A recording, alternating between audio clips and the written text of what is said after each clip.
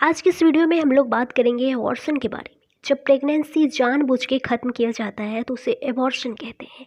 वहीं अगर खुद ब खुद यानी नेचुरली प्रेगनेंसी ख़त्म हो जाए तो उसे मिसकैरेज कहते हैं। भारत में प्रेगनेंसी कानून medical termination of pregnancy act 1971 के तहत 20 वीक्स तक की प्रेग्नेंट महिलाओं का ही अबॉर्शन हो सकता है कुछ कंडीशन में, जैसे उनके गर्भ में पल रहे बच्चे को कोई बर्थ डिफेक्ट है या माँ को कोई प्रॉब्लम है, तो इन सभी कंडीशन में।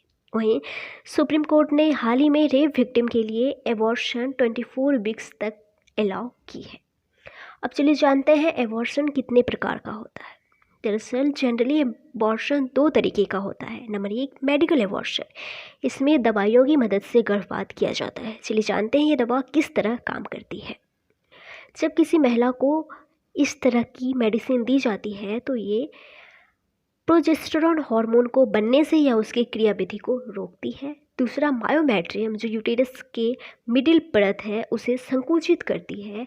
और तीसरा ट्रोफोब्लास्ट सेल्स को बढ़ने से रोकती है।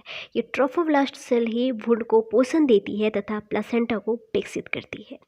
मेडिकल एबॉर्शन में महिलाओं को 2 तरीके की टैबलेट दी जाती है। पहली टैबलेट एबॉर्शन के लिए यूटेरस को तैयार करती है। आपको बता दें, सर्विक्स गर्भ में पल रहे भ्रूण को सहारा देती है और यह दवा उस सर्विक्स को नर्म करती है, प्रोजेस्टेरोन हार्मोन को रोकती है और गर्भाशय की सतह को तोड़ देती है।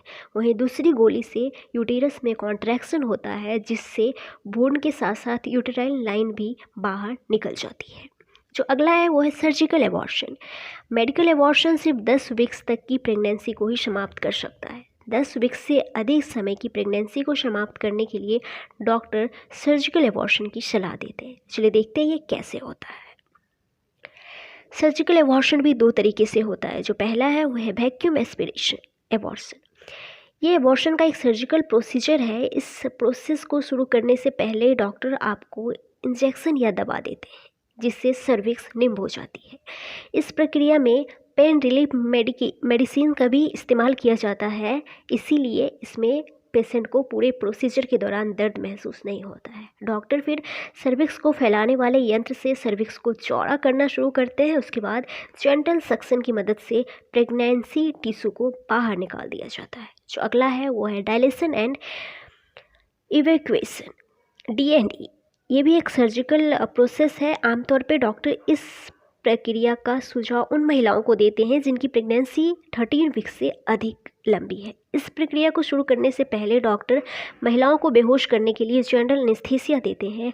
एनेस्थीसिया देने के बाद महिला गर्भपात की पूरी प्रक्रिया के दौरान बेहोश रहती है, जिसके कारण उसे जरा भी दर्द या तकलीफ महसूस नहीं होती है। एबॉर्शन के इस सर्जिकल प्रक्रिया की शुरुआत में डॉक्टर डायलेशन, जो कि एक पतली रॉड की तरह होती है, का इस्तेमाल करते हैं। इसके बाद फोर्सेप्स और सक्शन का उपयोग करके प्रेगनेंसी टिश्यू को गर्भाशय से बाहर निकाल दिया जाता है। आई होप आपको समझ में आ गया होगा कि एबॉर्शन किस तरीके से होता है। धन्यवाद।